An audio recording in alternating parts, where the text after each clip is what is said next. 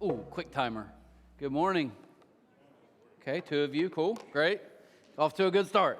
Has anyone in here ever experienced road rage? Oh, you guys are a little bit more angry than the 9:30. Anyone ever been a victim of road rage?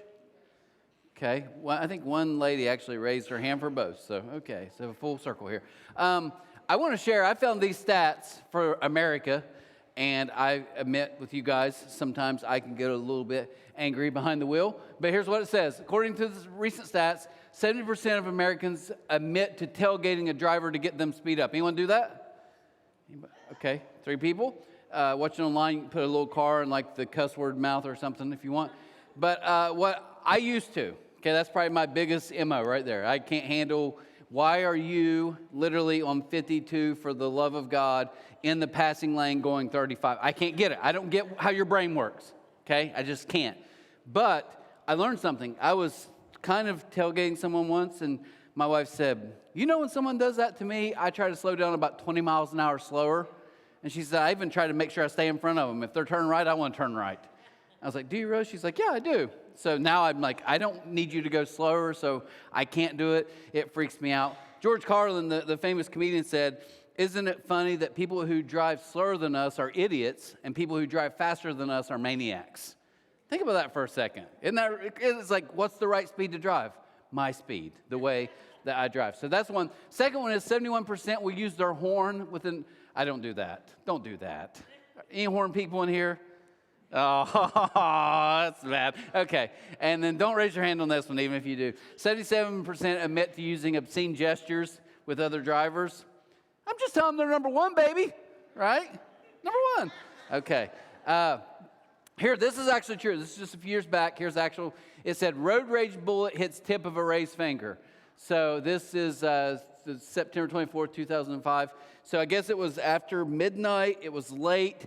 And according to the guy, this guy is in his car in the right lane at a red light, and this lady pulls up beside him. It's late. It turns green, and there's an exit for on-ramp at like half a mile or a quarter mile, whatever, sign. And so he speeds up. Well, she does. And he's like, she's being pretty aggressive and like kind of swerving over and looking at me. He said, so I sped up. And then she started to slow down, and I did. So he was just matching her, like so he was going to get in. And she honks her horn and said a few things to him, and he turns and tells her that she's number one. And she pulls out a .357 and shoots 4 times into the car. And one of those actually took off the tip of his middle finger. I thought, that's one way not to do it again. I don't got one, right? Just so. But that's true. And my point with that is, I think we all can be like, oh, yeah, I get angry, blah, blah, blah, no big deal. But there are now people going to prison. There are now manhunts. There are now, and for all of us in this room, I think if we're honest, our anger can lead to that as well. There was a game several years back, still maybe popular, I don't know, called Angry Birds. But I remember someone was showing me Angry Birds, and I'm watching them play the game. And my very first thought was, you take these birds and you shoot them at pigs and structures, whatever. But they would land and hit and then just like blow up. But then all the other birds would cheer. Like that was good. And I thought, is that not a little bit of us with our anger though? Like I blow up, I'm excited thinking like, oh no, I'm going to really make this person pay. I blow up, I explode, so many things. And we cheer inside, not realizing that the reality of that is we are destroying and hurting ourselves at the same time. So this, as Phil said, week 2 have been there, and we're going to talk about if you're angry, well, Jesus has been there. And I want to first talk about just a question, is it wrong to ever get angry? Like, should we, I know with people, my friends who don't believe, not followers of Jesus, if I ever get a little bit upset, they're like, oh, I thought you were a Jesus follower. I thought you're a Christian, must not be. You look like you're getting a little mad, buddy. So I think if we're honest, some of us are like, are you allowed to get mad? Do we have to never get mad? Did we never get angry? Can we never be upset? And as we will find out, Jesus actually did. But this is what Paul says before we get to the story. He says in Ephesians 4:26, and don't sin by letting anger control you. Don't let the sun go down while you are still angry. So you can be angry and still not sin or harm or hurt somebody else. And then he goes on to say this. He says, for anger gives a foothold to the devil. And the Greek word there, if you kind of study it, the best translation I've found is, it basically says, I'm going to give a room to the enemy in my life. I'm going to literally say, come, camp out, sit down, enjoy your stay. And what Paul's saying is like, that's what anger does. Anger allows you to take all the things you don't want in your life and actually let them be a roommate. Give them a place. Be one of your roommates that stays with you. So, my wife, who's filming here, and she's probably one of the best I know socially, she's off the charts, like social skills, a social ninja. And early on in our marriage, she had a couple rules, which I thought were so profound. But no one's allowed to leave our house angry. No one. I don't know if she has a fear of something happening, but either way, she's like, that's not how it works. And even going to bed, she doesn't let things go unsettled. Like I didn't say, actually not go to bed, go to sleep, right? So that's the point of this, is you're not allowed to just walk away and be done and blow up. Like we're going to deal with this. If you're in bed and you're upset. Anyone in here married? Isn't that the most awkward thing when you're mad at the person you're married to and you have to still sleep with them? Is that not awkward?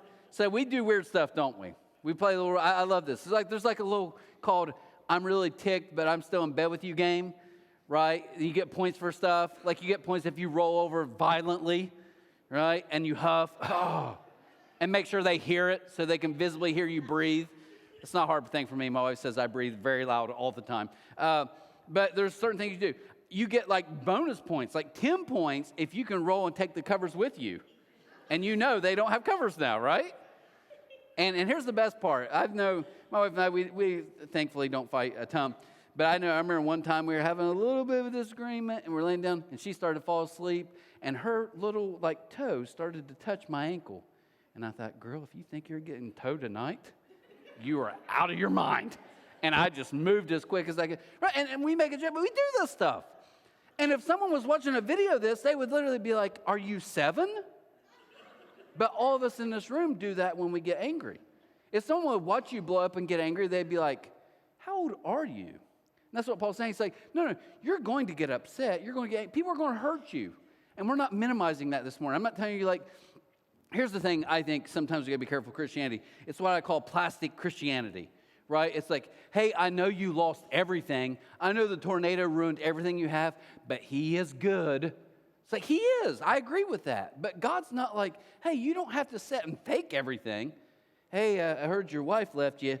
Yeah, you'll get over it. It's like, that's not the time. It's like, no, this hurts. It's bad. People have wronged you guys in this room. People have hurt you in big ways. We're not minimizing that. What I want to challenge you to do today is what's your reaction to this?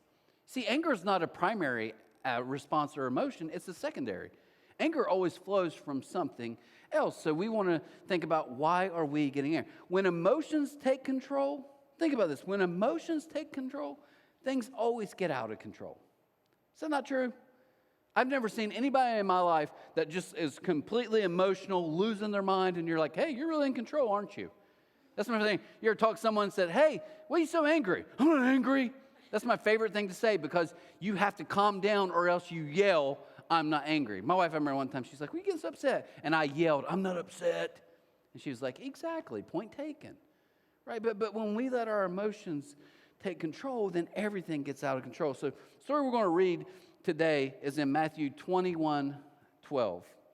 And we're starting Matthew 21:12. But to give you a little backdrop, this is the Passover, the Jewish Passover. Big deal, something they celebrated all the way back from literally when God rescued his people. And the things that I've read, just to give you context, Jesus is about a week or two away from going to the cross. And he knows it. How do we know he knows it? Because he's already told his disciples, hey, in just a little bit, I'm going to go to the cross. They're going to crucify me. They're going to kill me. But don't worry. Don't fear. I'm coming back. That's the celebration. They didn't get it. But everything I've read said there would be anywhere between maybe 50 to 250,000 people congregating to the temple. Huge deal. And Jesus is getting ready to walk in, and he notices out front that there are these people, these religious people, who are selling, because when you walked in, if you had to travel from far away, you couldn't have an offering. So when you came in, you would purchase an offering. Makes sense, right? So they're here buying their offering so they can walk in, because this was the symbol of how God could forgive you for the year. You literally walk in with your offering. And Jesus starts to walk in, and he notices these people are just jacking up the prices. So you've got these poor people, and there was a system in the temple too where like the elite got up kind of front and center. If we made this the room, it would be the back of you are the jokers in this room. Like, yeah, they're kind of here, who cares? But then out in the hallway, those guys out there drinking coffee right now, they're the real yahoos. And then past that, you'd have another group, like if you had something wrong with you, because back then in those times, if you had something wrong with you, they thought it was because you've sinned. So if you're lame, blind, paralyzed, anything like that, you were even out, like pushed way out. And Jesus walks in and he gets angry. He doesn't like this. So when Jesus got angry, I want to give you just 3 things to help us kind of figure out our anger, because it's okay to be angry. Let's just make sure we're angry in the right way and for the right reasons. The first thing is this, though. Jesus flipped tables, but he didn't flip people. Okay? There's something to kind of learn from this a little bit. Jesus didn't harm people. And some of you are like, oh, I'm not physical. I would never lay a hand on my wife. Verbally, though, are you okay? Like, do you speak things sometimes that I would never touch my kids? Good, you shouldn't. That's illegal. It's wrong. But what about this? Do you say stuff to your kids sometimes that just literally maybe truly crushes them inside? See, Jesus didn't harm people, but he went against the system. He said, this isn't right. He wanted the people to know, we're not going to allow this to stand. Jesus flipped tables. He didn't flip people. Look at verse 12. It says, Jesus entered the temple and began to drive out all the people buying and selling animals for sacrifice. He knocked over the tables of the money changers. So he walks in, looks at this, gets ticked, and literally, one of the translations basically looks like he took a whip or made a whip, and he's literally like rolls these tables and says, I will have none of this in my Father's house. That's pretty amazing to me. And here's the thing I want to challenge you for, okay? If you talk to most people, even people that don't believe this, people, if you have friends that are like, dude, why are you going to that? That's nonsense. No one believes that's true. Fine.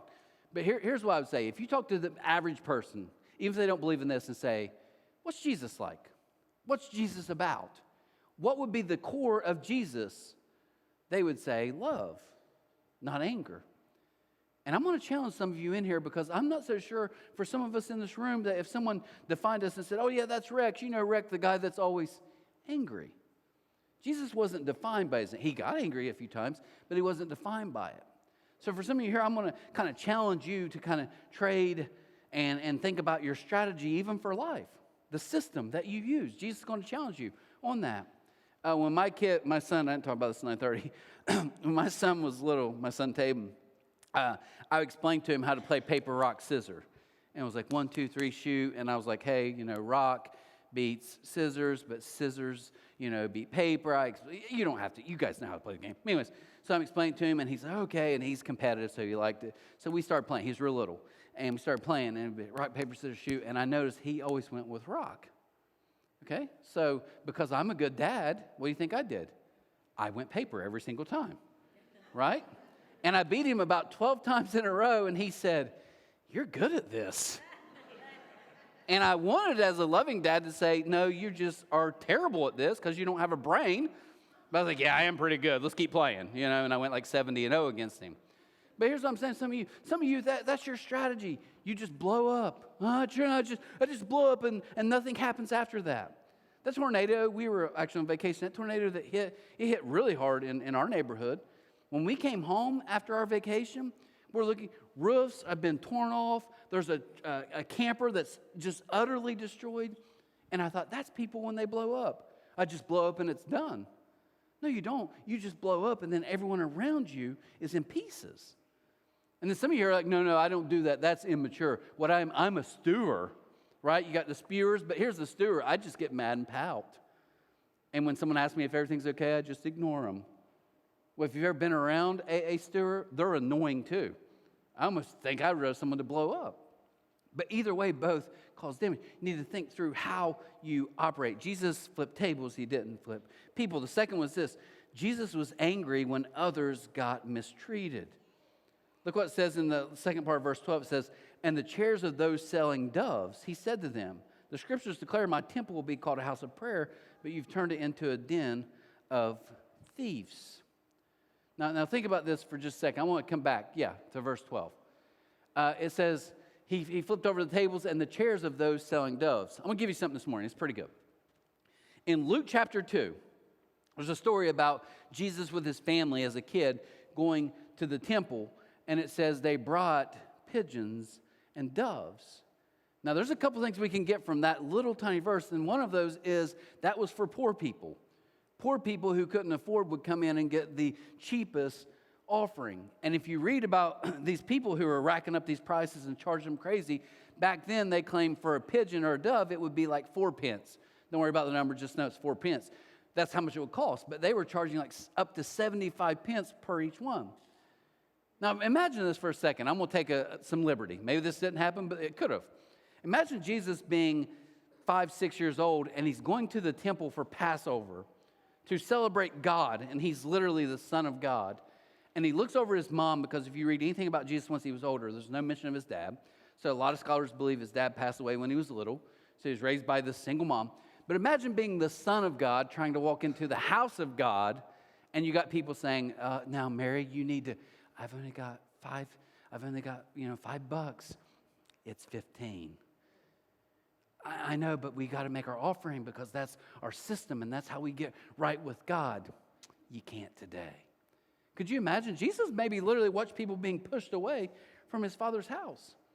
And maybe in that moment, maybe some lady walked up and they turned her away in that moment and said, no, you don't have enough money. And she walked away sad with 2 little kids. And Jesus stopped back to, they wouldn't even let the Son of God in my Father's house.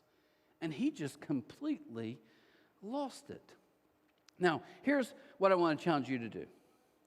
How do you know when you're in danger? Because there's kind of a good anger and there's a bad anger. How do you know when we're in danger with anger? How do we know that? I want to give you 2 that we don't see Jesus in all the things. So what I did, I went to the Gospels. Keep that up. I went to the Gospels and just started looking at anger and Jesus, angry Jesus. And every time I found it kind of played along with, it usually involved him not hurting somebody, but he went against something that was wrong. Secondly, I see, just like we said, it involves someone being mistreated or pushed away. But here's what we don't see with Jesus' anger. One is self-righteous. So what's self-righteous anger? We're going to talk about this more.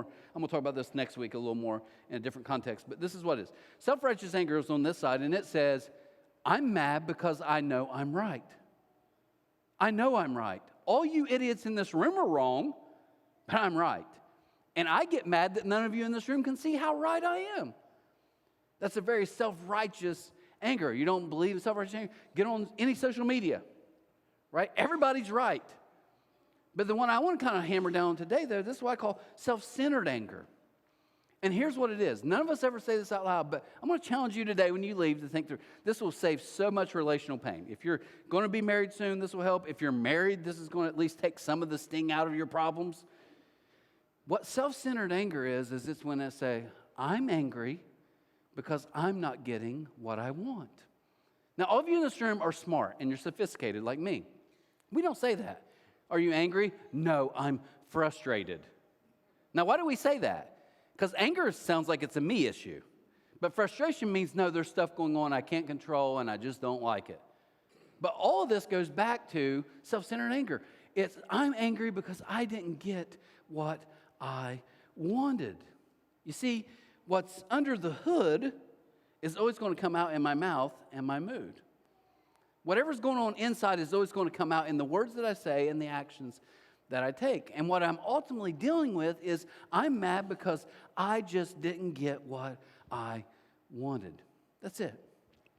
Wife and I, right after Easter, we were talking and I said, hey, kids are in college. Their spring break's already happened. First time ever. Since our honeymoon, we never went on like a real trip. Like we've been on trips, no, but without the kids. And I was like, this is our first time. I'm excited. So we start planning and we're both cheap. So we're like, what's the cheapest way to do something cool? So we decided to go on a cruise. So we go on a Carnival cruise for like 4 days. Now, I love Carnival. Please, if you work for them or you're watching online, I love them. But Carnival is the Walmart of cruises, right? It's our people. I love them. Like I look around, I'm like, these are my people. I get it. We like it. Well, we're on the cruise. Well, I planned all this. I'm a planner. So I planned all. I was like, before that, right before we left, because I knew we'd be out of service for several days, I texted the group here at C3, and I was like, hey, when we come back, I'm getting back, I'm going to be driving all day from Florida on Monday. So I'm going to take off Tuesday if you don't care. It's like, I just want to, and I was thinking in my mind, it's going to be 13, 15 hours. My wife can sleep because she's going to go to work the next day. And here's my plan. So what I'll do is get home, chill for a little bit, go to sleep. I'm going to wake up, sleep in a little bit, wake up at 8:30, 9. I had 3 big things I needed to do, and I'm going to be done for the day, and then I'll take the rest of the day and just chill.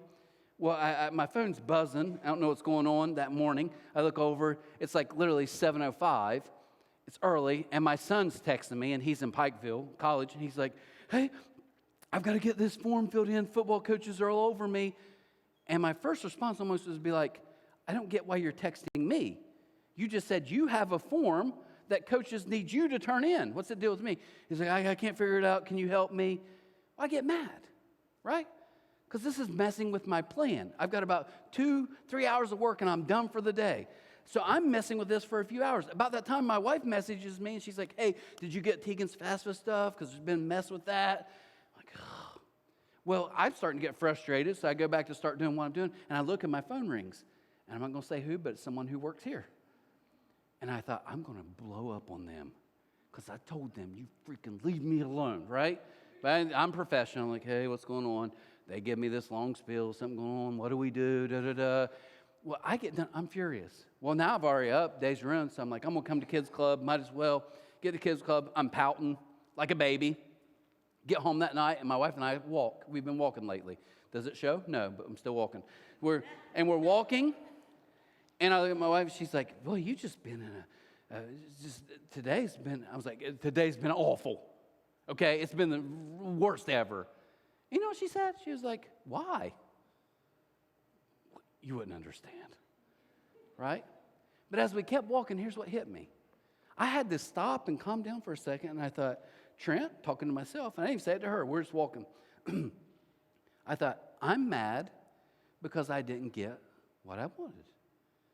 Do you imagine in a relationship, in a marriage, if 2 people said, I'm not saying I'm all the problem, but I have to own my piece, and maybe a little bit of the problem is I'm just angry because I didn't get what I wanted. See, we don't say that because it sounds too immature. We're adults. But as she said that, like, why is it such a big deal? I started thinking about it, like, you know why I'm mad? Because I didn't get what. Could you imagine 2 people going nuts in a marriage, just losing it? And if one of them would just pause for a second and say, can I just be honest? I'm just mad because I didn't get what I wanted. I wanted something to happen, someone else to do something for me, and you didn't, and I'm just mad. Do you imagine? It takes all the power of anger out. Why? Because Jesus never had this self-centered or self-righteous anger. What if we just took a deep breath and said, part of the problem is I'm not getting what I want. I'm not saying that you don't deal with issues. I'm not saying if you have employees that are doing something. I'm not saying you ignore stuff. I'm not saying you and your husband or wife or family don't talk about issues. But we have to own up. Part of the anger is we say, it's all them. No. You're mad because you didn't get what you wanted, which leads to the last one. Jesus' anger always led to loving and healing the hurting. Remember how I said they had groups that weren't allowed in? Jesus flips the tables, loses his mind, and all these people are like, I guess we can go in now. Free cover charge. Right? So they all literally start walking into the temple. Look what it says again. It says, the blind, the lame came to him in the temple. They've probably never been in the temple before. And he healed them. Jesus always got angry when people tried to keep his people away from his Father's love. I pray we as a church and all the churches in this area, pray for them too, that we never create weird barriers that keep people from experiencing the Father's love, because Jesus doesn't take that too lightly. Now, I got a confession for you guys, okay? I'm going to share something with you. I'm not great at taking pictures, okay? And I've started to realize with this whole anger stuff, it kind of goes to something deeper. I'm not good at taking pictures. Ever since I was a kid, my stomach would be sick like the day before picture day. You're like, why? What's the big deal? Because I can't smile. I can only smile if you make me laugh or it's normal. But if you just look at me and say, Trent, smile. I have so many busted up pictures. And I get anxiety because now my wife's like, just smile normal. I'm trying. And another thing I do is really dumb in pictures. I don't know why, but I always, right before they take a picture, I feel like I got to stand like I'm in 2nd grade. I'm like, so, taking a picture. And my wife is talking to me. It's like we're going to her sister's house, and so her sisters and her mom and dad. It's all these family pictures. And I'm like, you know what? Everybody's getting older. Kids are going to be out of the house since like a couple years back. I'm like, you know, I like that. I like having that picture on my fridge. I started watching my dad and my mom, and they'll find old pictures and it meant something to them. And as you get older, you change, you know. So I'm like, okay, let's do it. I don't want to take pictures, but let's do it. But I'm freaking out that day. I'm really kind of nervous. And we're in there, and I'm like, just be normal. Don't do this. Just be sit normal, stand normal. And at one point, I kept trying to smile. They're all terrible. But at one point, someone said something, and I kind of laughed. And I was like, I bet that was a good picture. So it's like weeks later, the lady took pictures. It was awesome. She sends them to my wife. And I'm looking at these pictures with my wife. And my wife, my daughter, my son, they're all photogenic. They all look like on magazines. I can't even do it. I can't fake it, but they look good. Hair's flowing in the wind. Every picture But there's one picture where I was laughing, and I'm like, that's so good of me. So we're going through, and I was like, John, I think that's the picture. And you know what that rascal said? Yeah, I don't really like my hair in that one. And then Tegan's like, oh, I don't like that either. So they wanted the one picture where I still look like a weirdo. And why am I telling you that? If I had my camera on my phone right now and took a selfie of all of us, and I just shot it on the screen, you know what all of you would do? Same thing I would do. As soon as you see a picture of a group and you're in it, you find yourself. How do I look? How will people view me? And you see, the beauty of Jesus, and this goes deep with all this anger stuff, is Jesus is just saying, hey, listen to me. You're going to want to lean toward, you're going to think the right way is going to be focused on yourself, self-centered and self-righteous. But he's always going to nudge us back the other way and say, no, I want you to be other-centered. And I want you to be self-aware of why you're thinking the way that you're thinking. I want you to be honest about what's really making you angry. And you see, if we can do that, anger starts to lose some of its power. That's why he's challenging us to do. All of us in here naturally want to go to the picture mode. What about me? What's going on with me? They can't say that to me. They say that to me. I'm going to make them pay because we watch our parents and other people do that. But it doesn't work. So as we close, a while back was trying to think through all the stuff we measure, what kind of church we want to be. And I came up with our 3-year goal. So by January 2026, you've heard this before, chasing after. But I want to try to explain this a little easier for you guys, okay? For me, I just thought, one day when I die, or I leave here, or I get fired, probably be C. But anyways, when I'm gone one day, what do I really want said about us? I had a ton of people. Easter's crazy. Fine, it's cool, fine. Hey, they did this, that, outreach. Great. I was like, what would it look like if we took to heart really what Jesus is saying for us to be? What would it look like if every one of us, you see, there's people in your circle right now that would never want to talk to me, hang out with me. But they like you. What would it look like if we said, let's just like literally do this Jesus thing where we love people, even sometimes when they don't deserve it. When we forgive people, even when maybe they don't deserve it. What does it look like if we bless people and did random acts of kindness for people? Just because that's who we are. That's what we're designed to do. What if it was at work and literally you just slowed down and asked that person how they were doing? Because you care. Maybe no one else cares to them. And I thought, what would that look like if we took that to heart and that was happening literally? Imagine that, 300 times a day, through our efforts. People are being blessed. People are being encouraged. People are being listened to. We're sharing meals with people, doing life together. I was like, man, that gets me excited. And I started thinking about all of you in this room. Some of you do so many amazing things. You do. Some of you are on the front and center. Some of you are behind the scenes. And I started thinking about one lady she's been with us forever. Her name's Kathy. And I'll give you a picture here. Kathy with her 2 daughters, Ashley and Caitlin. They're part of a youth group. Can't fit all the grandkids, sorry, in the picture. So just got one. But great family. And let me kind of call Kathy out first before I brag on her. Kathy's done something weird since I've known her for like 15 years. Anytime she sees me, she kisses me. Okay? I don't like hugs. I don't like kisses. I don't like any of that. But she kisses me. Well, one day I was out in the lobby here, and there's a lady by the name of Sherry, and she's talking to me. And about that time, Kathy does drive-by kissings. So she was behind me, and she's going to sneak up, and she's going to kiss me, although I didn't know she was there. So by that time, I turned, and her lips hit me. Not full French kiss, but I'd say maybe quarter French kiss. okay, like right here. And I'm looking at Sherry, and Sherry's like, oh my gosh. And I promised Kathy said, oh, I do it all the time. I was like, well, she doesn't French kiss me all the time, but yeah, she kissed me on the cheek. Boy, did I say that. I can't tell you how many times. No one of you even noticed until today. How many times something's going on, Kathy's like, hey, what do you need?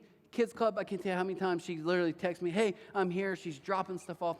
She's helping. And I thought of that. And I want to think of those moments for so many of you guys doing that stuff where you're like, no one even knows. No one even cares. It's not that big a deal. It's a huge deal. It's a huge deal. To the kids that day who had maybe the only good meal they could have that day, it means something. And that's what we want to do. That's who we want to ultimately be. So as we get ready to close, I want to, if you walk in for any number of days or months now, you've seen our phrase, why are we here? Our purpose, all of you in this room, everybody watching online, our purpose is to help you find your purpose. Now, before we pray today, I'm going to give you guys all a cheat. You're getting something special, okay? I'm going to give you guys all a cheat code. This is it. Here's the cheat code, okay? How do we start to find our purpose? How do we start to figure out what God ultimately wants us to do? Well, here's kind of the cheat code that's going to grow up. Now, you may be a teacher, so it's going to look different for you. You may be a coach. You may be a doctor. You may be a barber. You may be a manager of a company. You may be the boss and own your own company. You may be an HVAC. You may work at the factory. It's going to look different. You might be the CEO. But here's what I want to challenge you to do. Jesus is saying you're going to find your purpose when you realize it starts with living and loving like Him. Now, you're like, that's not cheat. Here's the cheat code, though, okay? This is what Jesus offers us. He says, I want you to live and love like me by me living in you and loving through you. Let me say it one more time. Here's the center, and then it's going to look completely. So if you're a coach, it's going to veer off probably to that you live and love like Jesus and help kids. If you're a teacher, obviously involved with kids. If you're an owner of a company, whatever, it's going to be probably in changing how you kind of think about your employees. How you feel like if that was someone else's son and daughter, it is because it's God's. But anyways, here it is. Live and love like Jesus by Jesus living in me and loving through me. That's the cheat code to start with. And I'm telling you, if you do that, you'll have a lot of days that don't feel any different than any other day. But you're going to look back over the culmination of so many days and months, you're going to realize, I'm actually living a life on purpose. That's the first step for us learning how to find and live in our purpose. So what I want to challenge you guys to do today is that. You see, Jesus, super stressed. He had heavy stuff in life like all of us in this room. Well, I don't know if he ever knew what it means to be stressed. He's been there. Well, I don't know if Jesus ever knew how it felt like to be when people let you down and I thought I could count on people I trusted the most, and they bailed on me. Jesus is like, been there. Well, why didn't you lash out? Because that's not the way. It's not good for you or them. Jesus knew, end of the day, Father's in control, even when it's not going my way. Because He's been there. But Jesus had a singular focus. No matter what people were saying or they're bashing Him, He was like, my purpose here is to bring the kingdom to earth. To bring good news. Because, man, there's a lot of people that don't have good news. What's it look like for us today to leave? Watching online, where you live and work and play, to live and love like Jesus. How? Oh, I've got to try harder. I've got to do more. No. It's actually less. It's saying, okay, Jesus, I need you to live in me, love through me. That's how it counts. If you would just a second, let's just close our eyes. I'll ask you if you would, without anybody looking around. Maybe you struggle with anger. Maybe you've been hurt, and I'm not minimizing your pain. I'm not telling you to ignore your pain. But you have built up some walls and barriers, and you are so mad. Maybe at someone, maybe a loved one. Maybe, and you don't know if you're allowed to say this out loud, but you are mad at God because you don't feel like He has come through. Looking around, I'd like to ask you this morning if that's you. I just want to pray for you, nothing else. Struggling with anger today, if that's you, just lift your. Thank you so much. Thanks. Thank you. Thanks. Anybody else today got some bitterness? You lay in bed and plot how to ruin somebody else? That's not healthy, folks. And I know because I've done it myself too many times. God, I pray. I pray for the hurt and the anger of so many in this room. I pray for people who have been truly hurt. Pray they would bring that to you because you've been there. I pray you help us to not react in self-righteous anger because we know we're right, and maybe we are, or self-centered anger because we're not getting what we want, but to live and love like you with an other-centered focus and a self-awareness that maybe some of this anger is way deeper than just a person. It's actually a what, not a who. Help us with that. Help us to live freer, lighter, and realize even when things don't work out our way, we can take a deep breath and realize you are in control. Thank you for that amazing gift. Thank you for this good news. We get to live in it, show it, but we also get more peace inside when we realize the way you're calling us to live is so much more freer, so much lighter, so much easier. So I pray today as we get ready to walk out these doors, Jesus, help us to live and love like you as you live in us and love through us. We ask these things in your name, and amen. Guys, have an amazing week. Hopefully, we'd love to see you back next week or online for Been There Week 3. Take care. I'm about to have a good day, no matter what they say. The sun is shining.